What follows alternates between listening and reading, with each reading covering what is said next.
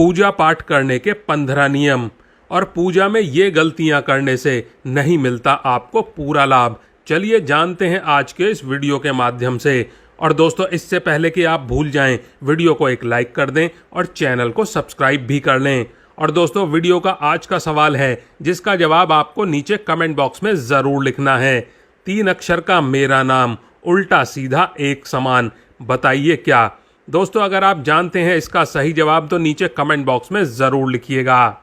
दोस्तों, अगर आप रोज पूजा पाठ करते हैं, उसके पश्चात भी आपका मन अशांत रहता है, घर में बरकत नहीं होती और आपकी आर्थिक स्थिति दिन प्रतिदिन खराब होती जा रही है, तो इसका मतलब है कि आपकी पूजा पाठ में कहीं कुछ गलत हो रहा है।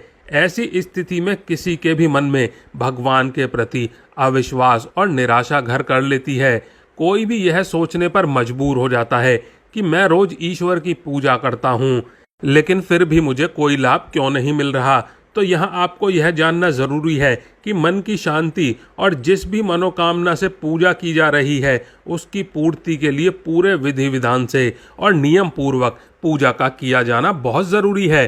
अन्यथा इसका कोई फल तो मिलेगा नहीं, उल्टे हानि होने की संभावना बनी रहती है। तो चलिए इस वीडियो में आपको बताते हैं कि घर में दैनिक पूजा पाठ करने के शास्त्रीय नियम क्या हैं। तो दोस्तों, वीडियो बहुत ही ज्ञानवर्धक है। यदि आप समय निकालकर इसे अंत तक देख लेते हैं तो पूजा पाठ से जुड़ी आपकी सभी जिज्ञासाओं का उत्तर मिल जाएगा। इसलिए वीडियो को अंत तक जरूर देखिएगा। नंबर 1, भगवान की पूजा का पहला नियम है कि आपका मन साफ, शांत और प्रसन्न हो। भगवान भक्त के भाव सबसे पहले देखते हैं। यदि आपके मन में किसी के लिए नकारात्मक विचार हैं, क्रोध है, तो इन चीज़ों को त्याग कर पूजा करें, अन्यथा कोई फल नहीं मिलेगा आपको पूजा का। नंबर 2, अगर आप घर के मंदिर में पूजा कर रहे हैं तो भूल कर भी खड़े होकर पूजा ना करें, यह अशुभ माना जाता है। इससे पूजा का कोई भी फल नहीं मिलता। पूजा हमेशा बैठकर ही करनी चाहिए। कुछ लोग पूजा करते समय ज़मीन पर ही बैठ जाते हैं।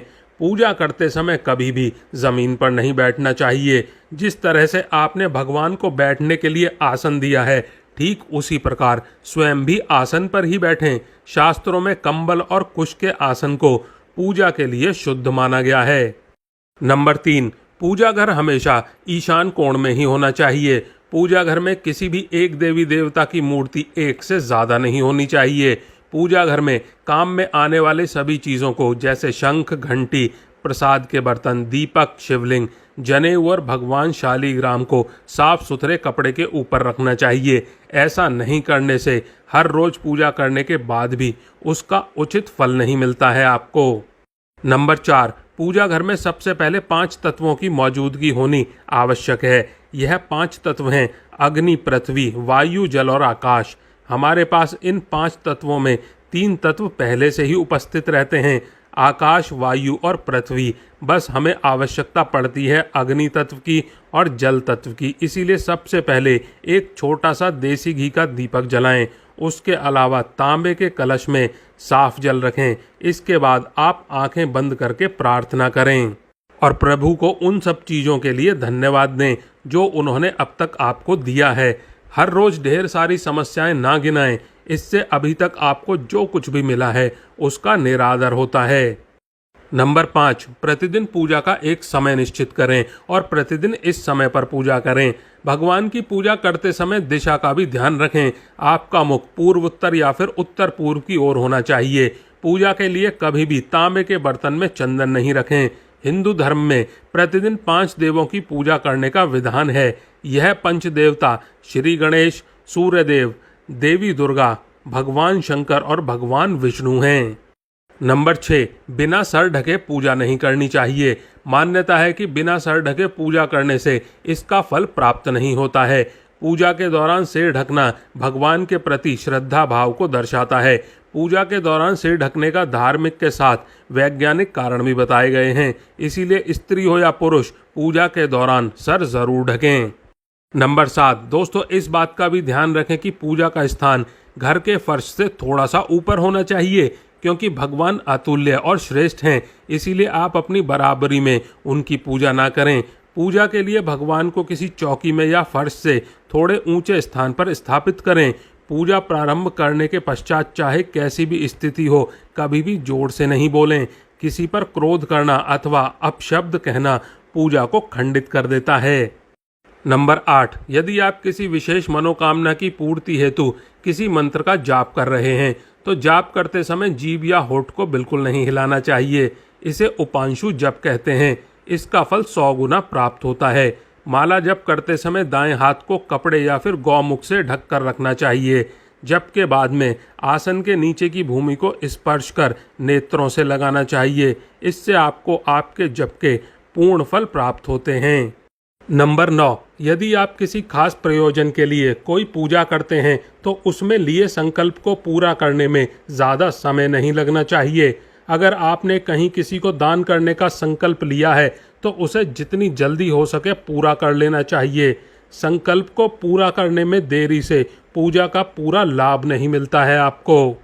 और दोस्तों, आजकल घरों में अगरबत्ती का इस्तेमाल किया जाता है, परंतु कभी भी पूजा करते वक्त वैसी अगरबत्ती का इस्तेमाल नहीं करना चाहिए जिसमें बांस की लकड़ी का इस्तेमाल हो। अगरबत्ती में ज़्यादातर बांस की लकड़ी का इस्तेमाल किया जाता है, जिसे हमारे शास्त्रों में वर्जित माना गया है। इसीलिए हमेशा पूजा में धूप का इस्तेमाल करना चाहिए, अगरबत्ती का नहीं। नंबर 11, किसी भी देवी देवता की पूजा करने से पहले दीपक जलाना अनिवार्य होता है। ऐसी मान्यता है कि दीपक हमारे द्वारा चढ़ाए गए प्रसाद, धूप, फल, फूल और अन्य कार्यों का साक्षी होता है। अगर आप पूजा करने से पहले दीपक नहीं जलाते हो तो भगवान तक आपकी प्रार्थना नहीं पहुंचती है। हमेशा इस बात का ध्यान रखें कि पूजा के दौरान इस्तेमाल किए जाने वाले दीपक का स्थान बार बार बदलना नहीं चाहिए और कभी भी दीपक से दीपक नहीं जलाना चाहिए, क्योंकि शास्त्रों के अनुसार जो व्यक्ति दीपक से दीपक जलाता है वह रोगी होता है। दीप प्रज्वलित करने से पहले हमेशा उसे पानी से अच्छी तरह साफ करें, उसके बाद ही दीपक में ज्योत प्रज्वलित करें। दीपक को सीधे भूमि पर नहीं रखना चाहिए, चावल यानी कि अक्षत के आसन पर ही रखना चाहिए दीपक को। और दोस्तों, भगवान गणेश को तुलसी और भगवान विष्णु को चावल, सूर्य देव को बेलपत्र भूल से भी ना चढ़ाएं। बेलपत्र महादेव को काफ़ी प्रिय है, इसीलिए हमेशा भगवान शंकर को बेलपत्र चढ़ाएं। वहीं गणेश जी को हरी दुर्वा, सूर्य भगवान को कनेर का फूल, माता दुर्गा को लाल फूल और विष्णु जी को तुलसी चढ़ाएं। कई लोगों की आदत होती है कि पूजा के बाद में मूर्ति पर चढ़े सिंदूर को अपने माथे पर लगा लेते हैं। ऐसा भूल कर भी ना करें। और दोस्तों, पूजा समाप्त करने के बाद में भगवान से भूल से हुई गलतियों के लिए क्षमा ज़रूर मांगें। और दोस्तों, शास्त्रों के अनुसार दोपहर में पूजा पाठ बिल्कुल नहीं करना चाहिए। यह समय पूजा के लिए निषेध माना जाता है। इस समय की गई पूजा भगवान स्वीकार नहीं करते, इसीलिए दोपहर 12 से लेकर 3 बजे तक पूजा नहीं करनी चाहिए। इस समय की पूजा का फल प्राप्त नहीं होता।